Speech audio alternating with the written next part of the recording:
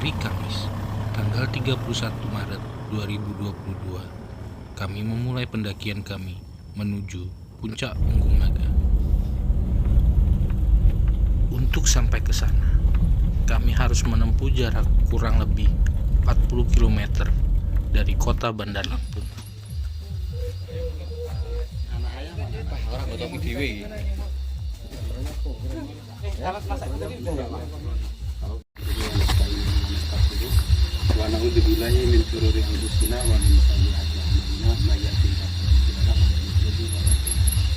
Alhamdulillah teman-teman, rekan-rekan sekalian, kita sudah sampai di daerah Wonorejo, Sidoarjo. Di daerah Sidoarjo, Wairate, Pesawaran. Ini trek yang mau menghantarkan kita ke Punggung Naga, dan insya Allah besok kita sama-sama bertadabur di air terjun Lidah Naga. Kita mengawali dengan basmalah, bismillahirrahmanirrahim, dan apa yang kita lakukan disaksikan, didengarkan, dilihat oleh Allah Subhanahu wa Ta'ala. Maka oleh sebab itu, ya senantiasa marilah kita jaga niat baik kita, bahwa kehadiran kita di sini sampai dengan besok hari adalah dalam rangka untuk berbuat baik, menjaga kebaikan, dan senantiasa menumbuhkan rasa kebaikan sesama kita. Insya Allah langkah kita, satu langkah yang kita mulai dari keluar rumah sampai dengan kita di sini, sampai kemudian pulang besok hari, mudah-mudahan semua langkah-langkah itu adalah merupakan langkah-langkah kebaikan yang insya Allah diridhoi oleh Allah Subhanahu wa Ta'ala.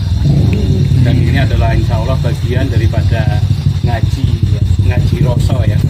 Jadi di sepanjang perjalanan insya Allah banyak hal yang bisa menambah keimanan kita, dan mudah-mudahan perjalanan ini juga dalam rangka untuk menambah keimanan, sehingga kita nanti sampai ke mega proyek Ramadan, kita bisa sukses menjalankan mega proyek Ramadan dengan meraih takwa. Terhadap takdir Allah kita harus menerima, ya, ridho ba'dal qada wajib. Ridho, menerima ketentuan Allah yang sudah terjadi, itu adalah suatu kewajiban yang kita harus rela, ikhlas, dan itu adalah rencana baiknya Allah. Dan insya Allah apa yang kita lakukan juga dalam rangka untuk menetapi daripada rencana Allah ya. Demikian, dan nanti untuk logistik bisa di tenda, bisa dibawa sama kendaraan. Ada pertanyaan sebelum Kami memulai pendakian kami dari Kampung Sidoarjo, Wairati, Pesawaran. Jarak yang kami tempuh kurang lebih 1,5 jam perjalanan. Lawan Jawa. Waduh, asli Mama Rizal. Efek makan bakwan masih panas tadi. Ya, santai. Rasanya bro, mantap. Masa kenapa saya kayak gitu baru naik kayak begitu? Setelah 1,5 jam perjalanan, akhirnya kami sampai di puncak Punggung Naga sekitar pukul 21:10. Alhamdulillah sampai juga. Gimana rasanya Kakak Dila? Pokoknya seperti dipijat bidadari. Serius. Terasa dipijat bidadari, tapi rezekinya kita ini kayak gini, Kak. Dapat jamu. Ya enggak? Kuwi rebutan karo codot ora? Ya enggak, codotnya aku.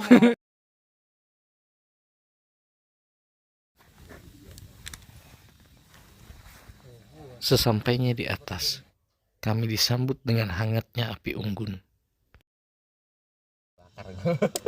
Akhirnya, setelah asik istirahat dan ngobrol, kami memutuskan untuk beristirahat.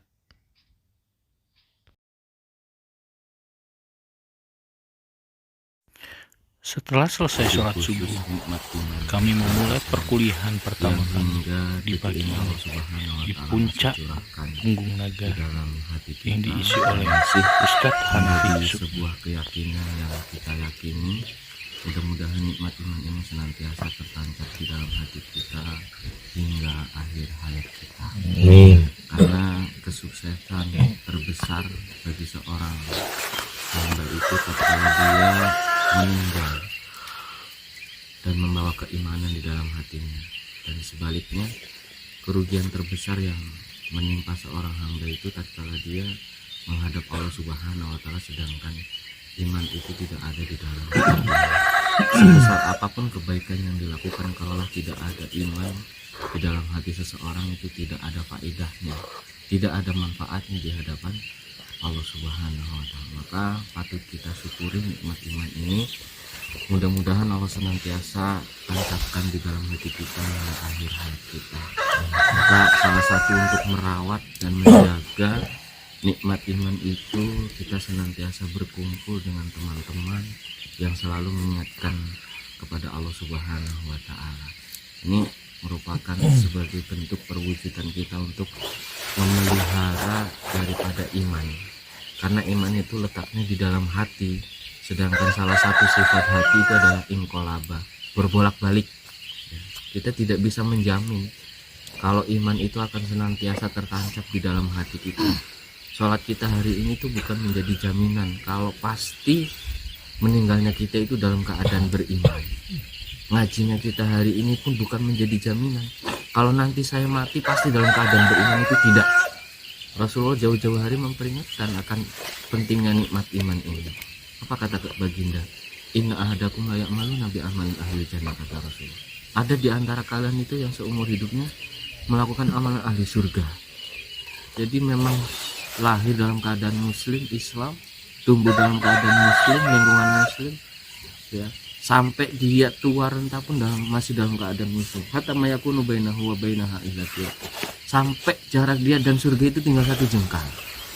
Mungkin sholat dua rakaat itu sudah mencukupkan dirinya secara kafah, secara sempurna untuk dia masuk ke dalam surganya Allah Subhanahu wa taala.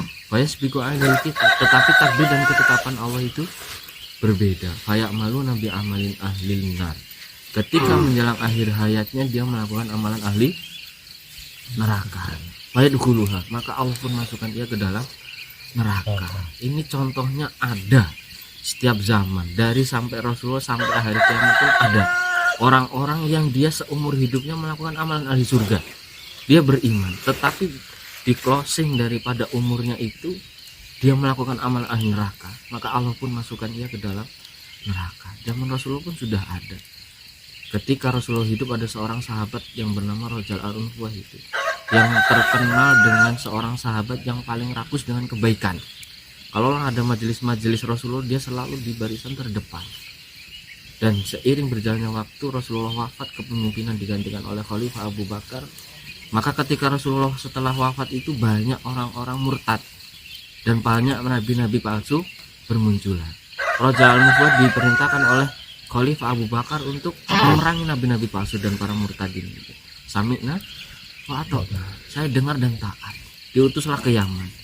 Sesampainya di Yaman, bukannya berhasil memerangi nabi-nabi palsu, justru Raja al-Unfuah ini menjadi pengikutnya Musailamah al-Kadzdzab, dan terjadilah peperangan antara kaum muslimin dan murtadin. Raja al-Unfuah ini berada di barisan orang-orang murtad dan akhirnya dia mati dalam keadaan murtad, tidak ada iman di dalam hatinya. Rasulullah pun menggambarkan keadaan yang kedua, in ahadakum la ya'malu nabi amalin ahlina, dan sesungguhnya ada di antara kalian yang seumur hidupnya melakukan amalan ahli neraka. Seluruh kemaksiatan dan dosa dia kerjakan. Kalau istilah orang Jawa itu molimo, medok, mendem, main, apa lagi, madat, maling. Itu seluruh kemaksiatan sudah dia kerjakan. Hatta mayakunu bainahu wa bainaha lidra. Sampai jarak dia dan neraka itu tinggal satu jengkal. Mungkin minum satu gelas tuak itu sudah mencukupkan dirinya secara kafah masuk ke dalam nerakanya Allah Subhanahu wa taala. Fayasbiqu alaihi kitab, tetapi takdir dan ketetapan Allah itu berbeda. Fayamalu nabi amalin ahli jannah. Ketika menjelang akhir hayatnya dia itu melakukan amalan ahli neraka. Fayadkhuluha, maka Allah pun masukkan dia ke dalam surganya Allah Subhanahu wa taala. Contohnya pun sudah ada di zaman Rasulullah. Ada seorang sahabat yang bernama Usair bin Abil Ashal. Inilah satu-satunya sahabat yang belum pernah menggunakan keningnya dalam rangka mencium bumi. Satu-satunya sahabat yang seumur hidupnya itu belum pernah sholat, tapi dia masuk ke dalam surga. Kenapa? Masuk Islamnya belum ada 24 jam, kemudian Allah panggil nyawanya. Setelah masuk Islam dia menemui Rasul. Ya Rasul, apa yang harus saya lakukan? Apakah saya harus sholat? Belum waktunya. Tidak lama dari itu ternyata ada panggilan jihad dan kemudian dia diperintahkan ikut berjihad di jalan Allah. Dan akhirnya dia ikut berangkat di medan jihad pun dia kemudian terbunuh, gugur sebagai syuhada. Maka kemudian pun dia masuk ke dalam surga Allah. Belum pernah sholat seumur hidupnya. Maka ini pentingnya menjaga keimanan. Kalau sholatnya kita hari ini, ngajinya kita hari ini, puasanya kita hari ini itu belum menjadi jaminan kalau pasti kita meninggal dalam keadaan beriman. Itu tidak ada yang menjamin. Tugas kita adalah mempersiapkan diri. Kapan dan dimanapun Allah mencabut nyawa kita selalu siap dalam rangka beriman kepada Allah Subhanahu wa Ta'ala. Karena mati itu rahasia Allah. Tidak ada yang tahu. Ada yang dalam kandungan Allah sudah ambil nyawanya. Ada yang baru lahir Allah ambil nyawanya. Ada yang usia anak-anak Allah ambil nyawanya. Ada yang sampai keluar rentah Allah pun belum ambil nyawanya. Karena Allah rahasiakan itu supaya kita mempersiapkan diri kapan dan dimanapun Allah mencabut nyawa kita selalu siap. Dan itu pun Rasulullah menunjukkan kepada kita larangan untuk berbuat kemaksiatan walaupun hanya sekejap. Saya mau berzinalah 10 menit saja, hati-hati. Siapa tahu tatkala seseorang itu berbuat zina, berbuat kemaksiatan, disitulah Allah mencabut nyawanya sehingga dia mati dalam keadaan su'ul khatimah. Naudzubillah. Penting menjaga keimanan, salah satunya adalah berkumpul dengan teman-teman yang selalu memperingatkan kita kepada Allah Subhanahu wa Ta'ala. Maka sampai Ibnu Taimiyah itu berkata, aktsiru, perbanyaklah kalian berteman dengan orang-orang soleh. Fa innahu ya'ti yaumil qiyamah, karena orang-orang soleh itu nanti akan datang pada hari kiamat itu memberikan syafaat. Ya, ketika ditengok temannya oleh si fulan, ini kemana kok nggak ada di dalam surga ya Rob? Dia di dalam neraka. Mana teman-temanku yang dulu sholatnya bareng? Mana teman-teman yang dulu saya itu ngaji bareng? Kok nggak nampak di surga ya Rasulullah? Ya Rob. Oh, dia di dalam neraka. Ya Rob, selamatkan dia. Dia adalah teman saya yang dulu saya ngaji bareng, sholat bareng dan lain sebagainya. Maka penting untuk menjaga nikmat iman ini, dan mudah-mudahan nikmat iman ini senantiasa tertancap di dalam hati kita sampai akhir hayat kita. Mulai dari kemarin kita sudah keluar rumah, kita niatkan bismillahirrahmanirrahim, la haula wala quwata illa billah. Kemudian sampai di sini dan seterusnya. Ini nasihat yang pertama terkait dengan menjaga niat, ya, menjaga iman. Kemudian nasihat yang kedua mungkin dengan momen yang sebentar lagi kita tinggal nunggu beberapa jam lagi kita insya Allah memasuki bulan suci Ramadan, ya, kurang lebih 12. Kalau besok puasanya berarti kurang lebih 12 jam lagi kan, nanti sore sudah masuk 1 Ramadan. Maka ada sebuah nasihat yang disampaikan oleh para ulama untuk menghadapi bulan Ramadan. Salah satunya adalah kita dianjurkan banyak-banyak bertaubat. Sebagaimana disampaikan oleh Imam Asy-Syankiti rahimahullah, beliau itu menyampaikan apabila seseorang itu, barang siapa yang bertemu dengan bulan Ramadan dan dia masih membawa dosa di dalam dirinya di bulan Ramadan itu, maka dosa itu akan tetap bercokol di dalam hatinya. Bercokol itu apa ya? Kayak nancep, semakin kuat. Dan efek yang beliau sampaikan dari Imam Asy-Syankiti itu yang terakhir belum menyampaikan, dan dosa itu menyebabkan dirinya tidak bisa menikmati ibadah di bulan suci Ramadan. Itu efeknya. Karena kemaksiatan itu berpengaruh akan diambilnya dalam rangka diambilnya berkurangnya dia dalam rangka melakukan ketaatan kepada Allah. Itu efek daripada maksiat. Maka Imam Asy-Syankiti itu, barang siapa yang bertemu dengan bulan Ramadan dan dia masih membawa dosa, maka dosa itu akan tetap bercokol di dalam hatinya dan menyebabkan dirinya tidak bisa menikmati ibadah di bulan suci Ramadan. Nah, ini kalau di awal Ramadan orang berbondong-bondong melakukan kebaikan itu wajar. Satu hari bisa membaca Al-Quran sampai 5-10 juz itu Masya Allah. Tapi lihat di hari berikutnya 3, 4, 5, 6, ketaatan, kalaulah ketaatan yang ia lakukan itu berkurang, itu efek daripada dosa dan maksiat yang masih menempel di dalam dirinya. Dan kita saksikan di Ramadan pertama itu hampir semua masjid dan musola itu penuh. Tapi ketika sudah 3, 4, 5 ada kemajuan soft, dalam artian berkurang. Itu bertanda efek dosa yang masih melekat di dalam dirinya. Karena ada sebuah nasihat dari sahabat Umar bin Khattab, hukuman atas sebuah dosa itu tidak akan selamanya dengan diturunkannya azab atau dijemputkannya rizki. Beliau itu mengatakan, tetapi terkadang hukuman atas dosa yang dilakukan oleh seseorang itu dengan dicabutnya kemudahan dia dalam rangka melakukan ketaatan kepada Allah Subhanahu wa Ta'ala. Apabila dia susah untuk bangun malam, apabila dia susah untuk bermunajat kepada Allah Subhanahu wa Ta'ala, apabila dia susah meraih khusyuk dalam sholatnya, ya, berat untuk membaca Al-Quran dan lebih tertarik dengan perkara-perkara yang sia-sia, maka nasihat Umar bin Khattab, maka waspadalah, mungkin sudah terlalu banyak dosa yang kamu kerjakan sehingga kamu tidak menyadarinya. Imam At-Tawri itu pernah berkata, haram tu qiyamul lail, saya terhalang untuk tidak bisa qiyamul lail khamsata ashhur, selama 5 bulan, disebabkan karena sebuah dosa yang saya lakukan, kata Imam At-Tawri. Dia terhalang qiyamul lail bukan karena tidak ada niat, sudah niat di malam hari. Mungkin kalau sekarang kita sudah pasang alarm, ya, fasilitas untuk bisa qiyamul lail sudah dia lakukan, tetapi dia terhalang untuk tidak bisa qiyamul lail selama 5 bulan disebabkan sebuah dosa. Apa yang beliau katakan? Saya pernah melihat seseorang itu menangis dan kemudian saya berkata di dalam hati saya, laki-laki ini, seseorang ini menangis karena riya. Apa dosa yang dia lakukan? Baru seuzur, belum sampai terucap, belum sampai terlaksana, Allah tegur dia dengan tidak bisa qiyamul lail selama 5 bulan. Ini renungan bagi kita. Kalaulah kita susah melakukan ketaatan, susah bermunajat kepada Allah, susah meraih khusyuk dalam sholat, mungkin sudah terlalu banyak dosa yang kita lakukan dan kita tidak menyadarinya. Satu malam terlewat tanpa qiyamul lail, ya mungkin karena efek dosa yang kita lakukan. Dan kalaulah kita menganggap biasa, ya Allah. Dan Ramadan apabila kita lalui dengan hal-hal yang sia-sia, bahkan sampai mungkin terbesar dalam pikiran dan hati kita, Ramadan itu sama dengan hari-hari biasa, Masya Allah. Na'udzubillah.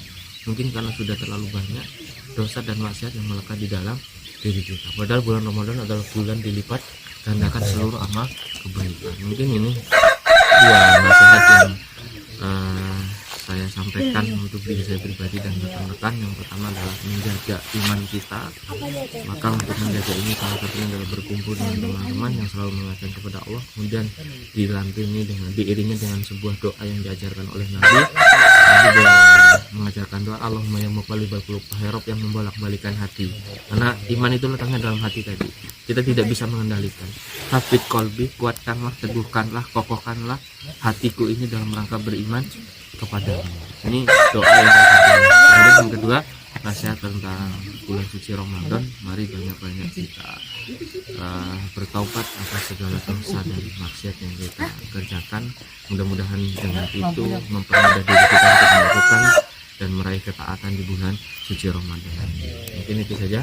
Alhamdulillahirrahmanirrahim. Assalamualaikum warahmatullahi wabarakatuh. Waalaikumsalam. Baik, demikian tadi nasihat untuk kita semuanya. Intinya bahwa kita harus merawat nikmat iman yang telah Allah berikan kepada kita semuanya, agar nikmat iman itu masih menancap di dalam diri kita sampai akhir hayat. Karena memang itu ada jaminan ya, kita matinya kapan, karena kita nggak tahu juga kapan matinya ya. Dan kita bisa belajar dari pohon kelapa ya. Pohon kelapa itu ada yang sudah rontok ketika masih manggar tahu ya, masih kembang dia sudah rontok. Ada yang dalam keadaan kalau bahasa Jawanya bluluk ya. Bluluk itu apa maksudnya bluluk? Cengkir. Sebelum cengkir ya. Sebelum cengkir dia sudah jatuh. Ada yang cengkir dia jatuh. Ada yang degan dia sudah diambil. Ada yang tua, ya itulah gambaran ya. Jadi kita tidak tahu, dan orang yang cerdas itu adalah mereka yang selalu mengingat kematian dalam rangka untuk meningkatkan keimanan. Terima kasih, mudah-mudahan banyak hal yang bisa kita dapatkan dari perjalanan kita. Dan monggo setelah ini silahkan untuk bersiap-siap membuat sarapan masing-masing ya. Dan nanti kalau sudah sarapan nanti kita ke air terjun. Setelah ngopi dan sarapan, kami melanjutkan perjalanan kami menuju air terjun Lidah Naga yang kurang lebih berjarak 30 menit dari tempat kami mendirikan tenda. Dia sudah sangu mie ya, Buat bekal sih bos.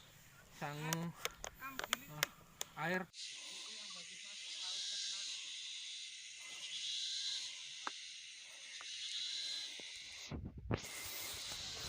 Di sepanjang perjalanan, mata kami dimanjakan dengan pemandangan alam yang sangat indah.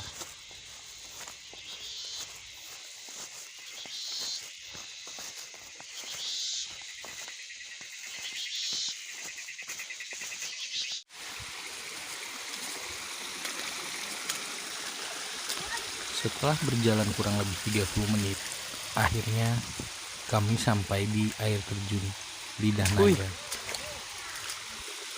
Wih, dingin.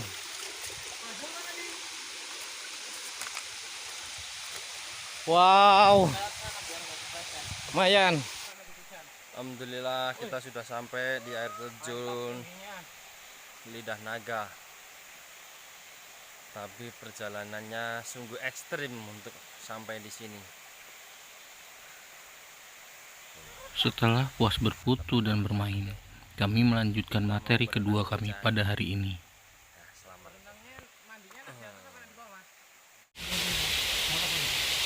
Bismillahirrahmanirrahim. Assalamualaikum warahmatullahi wabarakatuh. Alhamdulillah, salatu wassalamu ala rasulillah wa ala alihi wa ashabihi wa man tabi'ahum bi ihsan ila yaumil din. Pernah suatu ketika malaikat Jibril diperintahkan oleh Allah Subhanahu wa taala untuk menyampaikan sebuah pesan, dan pesan itu harus segera tersampaikan kepada baginda Nabi Muhammad Shallallahu Alaihi Wasallam. Jadi Allah memerintahkan kepada malaikat Jibril ada sebuah pesan yang harus segera disampaikan kepada Rasulullah. Pesan itu berbunyi, "Hai Masihta," kata malaikat Jibril kepada Rasulullah SAW, "Wahai Muhammad, hai Masihta, hiduplah sesukamu. Fa innaka mayyitun," tapi kamu harus ingat, suatu saat pasti kamu akan mayit, pasti akan mati. Ini sebuah pesan yang singkat tetapi mengandung makna yang begitu mendalam. Kita ketahui bersama bahwa sebaik-baik nasihat adalah kematian. Jalan kehidupan itu adalah sebuah pilihan, tergantung kepada diri kita mau menjadi orang yang baik atau yang buruk. Itu tergantung pada diri kita. Menjadi orang yang pendosa atau yang bertakwa itu adalah tergantung pada pilihan kita. Menjadi orang yang hina ataupun mulia itu menjadi pilihan kita, karena masing-masing di antara kita itu diberi akal oleh Allah Subhanahu wa taala. Silakan pilih. Kalau menjadi baik, buruk, mulia, hina, itu pilihan kalian sendiri. Tapi satu hal yang perlu kita ingat, fa innaka mayyitun. Suatu saat pasti kita itu akan mati. Tetapi sebagai bekal untuk kita menghadapi kematian itu, janganlah berbosan-bosan, janganlah selalu berputus asa untuk berbuat kebaikan, karena kebaikan adalah jalan Allah Subhanahu wa taala. Barang siapa seseorang yang berjalan di jalan kebaikan, pada hakikatnya dia sedang berjalan bersama Allah Subhanahu wa taala. Maka tetap kita usahakan kebaikan sekecil apapun kita prioritaskan untuk kemaslahatan diri kita khususnya, maupun kepada keluarga dan kepada umat pada umumnya. Maka sebaik-baik nasihat yang perlu kita camkan kembali itu adalah kematian. Itu adalah sebuah pilihan. Mau menjadi orang baik, buruk, mau menjadi orang yang hina atau mulia, menjadi orang yang bertakwa atau pendosa, itu semuanya tergantung kepada pilihan kita. Dan satu hal lagi, Rasulullah memperingatkan bahwa al-arwahu junudun mujannadah. Ruh itu senantiasa berkelompok-kelompok. Ruh yang baik atau Allah akan kumpulkan dengan ruh yang baik. Ruh yang ahli maksiat Allah pun akan kumpulkan dengan ahli maksiat. Dan ruh yang baik dengan ruh yang buruk itu tidak akan mungkin bertemu. Maka carilah kita orang-orang yang mempunyai ruh yang baik. Karena tidak mungkin antara roh yang baik dan yang buruk itu akan menjadi satu, tidak mungkin. Kalau kita mempunyai dosa, pasti ketika kita bertemu dengan orang yang soleh, orang yang baik, kita itu akan merasa minder dan jauh. Sering kita sampaikan kepada anak didik santri, kalaulah kalian mempunyai sebuah dosa dan pelanggaran, pasti ketika mendekati seorang ustadz, berada di sisi ustadz, kalian akan merasa tidak nyaman. Karena sebuah efek dosa yang kalian lakukan, kenapa? Ruh yang kita miliki itu adalah ruh yang kotor. Sehingga di sini Rasulullah memberikan nasihat kepada kita, senantiasa kita bergandeng, berteman, berkumpul dengan ruh-ruh yang baik, agar kiranya kita dipertemukan kembali dengan ruh-ruh yang baik itu. Ini sedikit yang bisa saya sampaikan, mungkin singkat, mudah-mudahan bermanfaat bagi kita semua. Assalamualaikum warahmatullahi wabarakatuh. Waalaikumsalam warahmatullahi wabarakatuh. Setelah kami rasa cukup, kami pun memutuskan untuk kembali ke tenda dan bersiap-siap.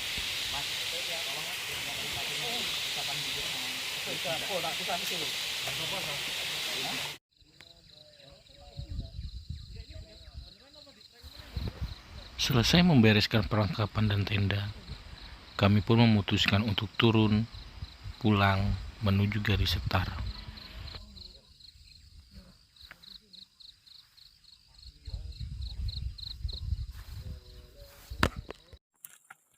Disinilah kawan kita, katanya perjalanannya nikmat. Mana? Oh, ini. Demikian keseruan perjalanan tadabbur alam kami kali ini. Kami tidaklah lebih baik satu dengan yang lain, tapi kami selalu berusaha menjadi lebih baik daripada hari kemarin. Sesungguhnya tujuan utama kita pergi adalah untuk pulang, maka persiapkanlah bekal kita pulang sebaik-baiknya.